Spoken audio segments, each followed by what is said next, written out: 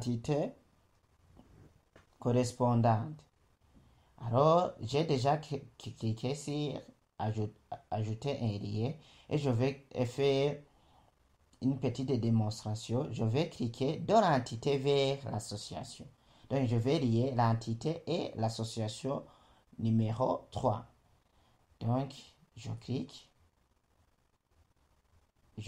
Et je clique glisse de l'entité vers l'association. Je suis toujours activé dans l'ajout d'un lien, donc les cardinalités. Je vais cliquer dans l'association numéro 3 vers l'entité 2. Et voilà, je viens de mettre les cardinalités. Et si je désactive l'ajout d'un lien, donc des cardinalités, nous voyons que je peux déplacer l'entité, je peux le déplacer n'importe où. Ça dépend de quoi j'ai besoin. Si je reste comme ça, par exemple,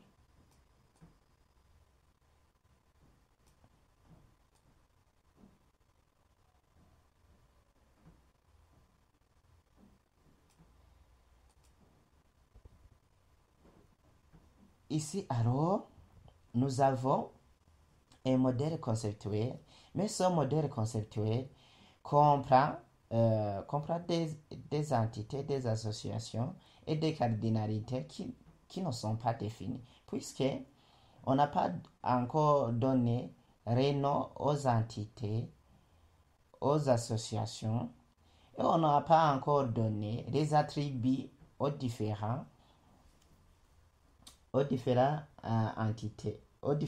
entités et associations. Ici, alors, si je regarde dans le dictionnaire de données, toujours, il n'y a pas quelque chose. Même chose que dans le MPD, dans le code SQL, dans le modèle logique de données.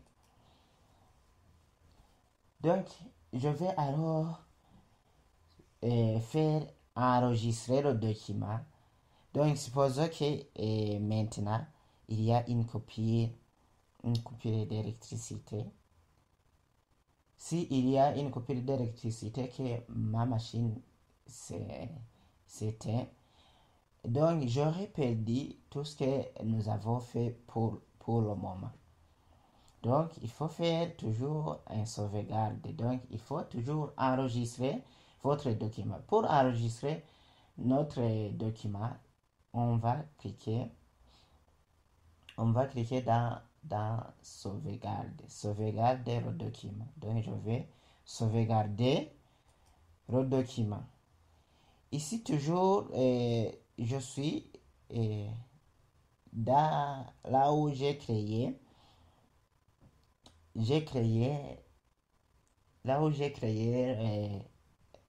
le dossier qu'on appelle analyse SI. Donc, on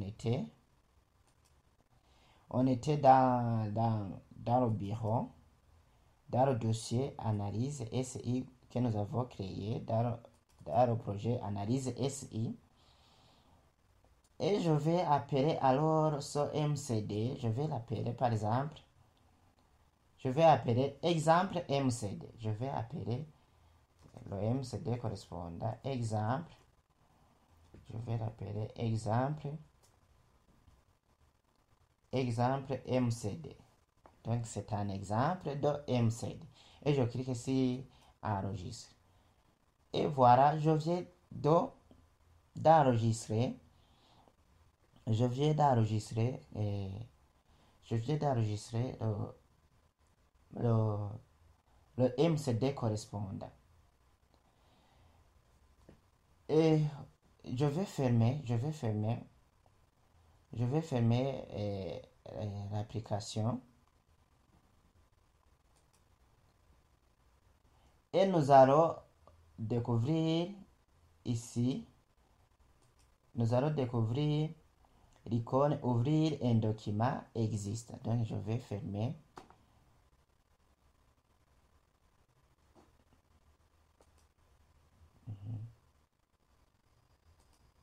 Si je vais fermer.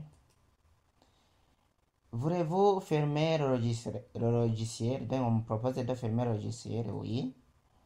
Voulez-vous le fichier? Voulez-vous sauvegarder le fichier en cours? Oui, je vais sauvegarder. Et on nous dit, le fichier existe déjà. Voulez-vous l'écraser? Donc, je vais le remplacer. Oui, je peux faire oui. Et voilà. Je vais lancer analyse SI. Donc, on a vu comment on peut lancer analyse SI. Si vous n'avez pas vu comment on peut lancer analyse SI, regardez la vidéo précédente. Ici, je vais agrandir un peu. Oui. Je vais faire copier ce bout de commande. Copier. Et je fais coller. Je clique ici Entrée.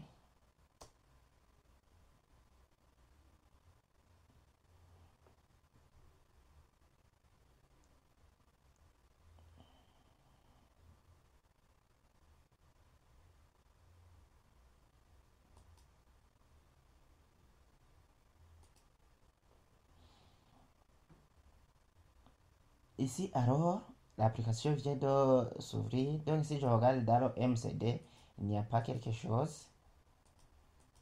Alors, nous voulons ouvrir le document existant. Donc, je clique ici le deuxième icône. Ouvrir un document existant. Dans le bureau, c'est le document que nous voulons ouvrir. Dans Analyse SI.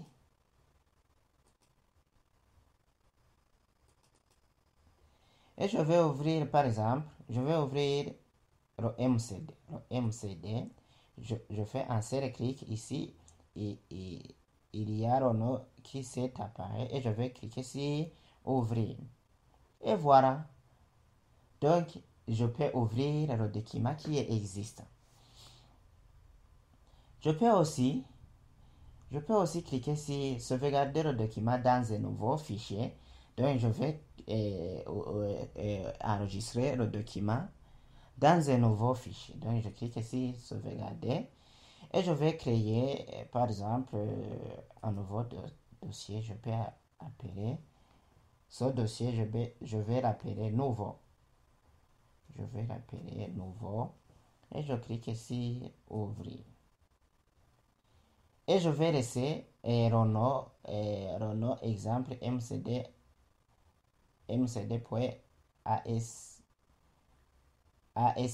donc analyse SI. Et voilà. Même ici, le document, il est dans analyse SI. Il est dans analyse SI, dans le dossier nouveau. Et le nom, c'est exemple mcd.asi. Ici, alors, je vais cliquer sur l'icône qui comprend une vue. Donc, tu peux vérifier si le MCD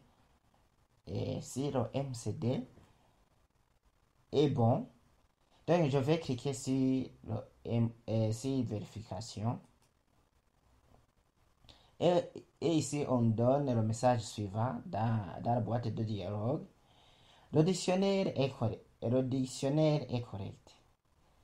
Ici, il y a le point d'exclamation où on dit l'entité nommée entité et n'a pas d'identifiant.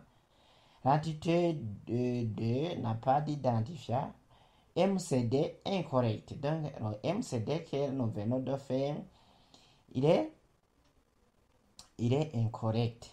Donc, puisqu'on n'a pas toujours donné les identifiants de l'entité 1 et de l'entité 2. Donc, je ferme. Si on nous a dit le dictionnaire est bon, donc nous allons faire ici un un petit exemple de comment on peut alors créer un beau MCD, un modèle conceptuel de données qui est bon. Ici alors pour modifier l'entité,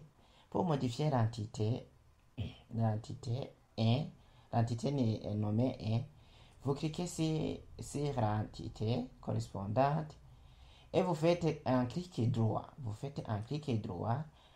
Là, alors, on peut modifier ou bien faire la suppression de l'entité ou bien de l'élément que vous venez de sélectionner. Donc, je vais faire modifier. Donc, je vais modifier. Ici, alors, je vais donner comme exemple, nous allons réaliser un modèle conceptuel qui gère les étudiants, par exemple. Étudiants. Ici, alors, une entité doit toujours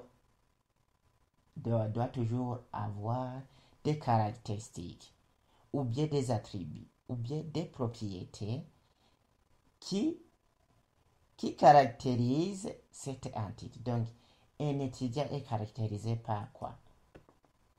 Il est caractérisé par son nom, son prénom, son âge, son sexe, mais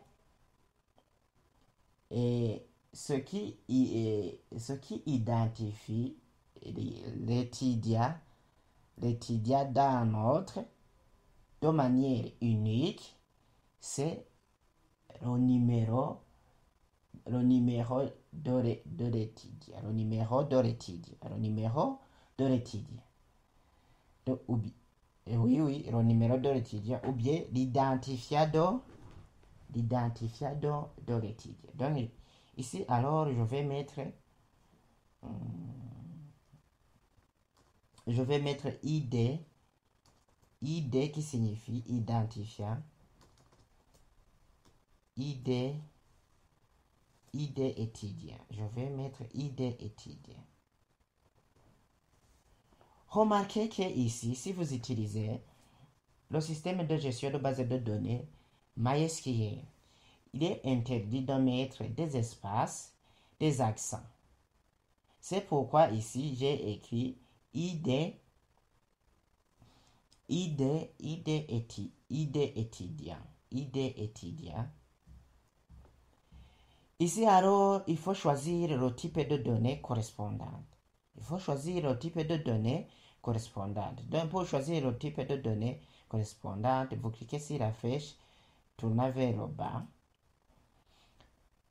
Là, il y a plusieurs types de données dont vous pouvez mettre.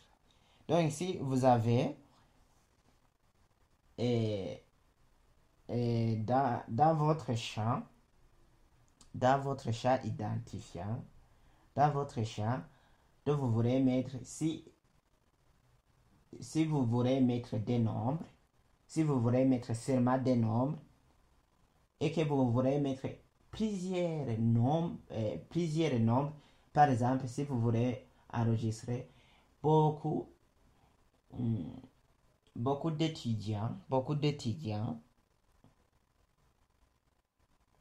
non, par exemple, si vous voulez mettre plusieurs, donc les nombres, si vous voulez mettre enregistrer plusieurs étudiants, oui, plusieurs étudiants, par exemple, dans la base de données, si vous voulez mettre plusieurs étudiants, vous aurez mettre,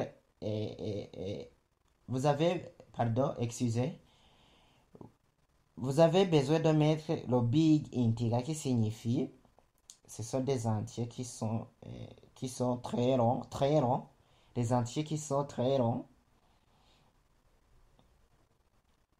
Et si vous mettez big int auto increment, donc ce n'est pas à vous de faire entrer dans la base de données